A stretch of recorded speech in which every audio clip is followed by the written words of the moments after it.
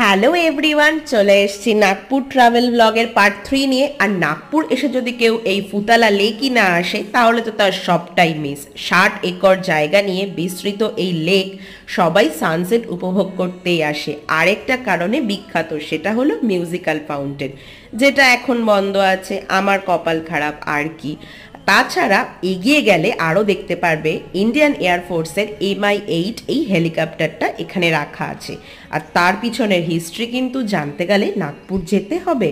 আরেকটা ব্যাপার হলো, এইখানকার চারিদিকে বসে বিভিন্ন লোকরা ফিশিং করে এই বিকেলবেলায়, যেটা কিন্তু দেখতে বেশ মজা লাগে। নাগপুরের সমস্ত জায়গা ঘোরা হয়ে গেলে একটা বিকেল কিন্তু এই জায়গাটার জন্য অবশ্যই রেখে দিও। তাহলে আমার চ্যানেলটা সাবস্ক্রাইব করে দিয়েছো তো? আরও নতুন নতুন জায়গা ঘুরে দেখতে হবে তো?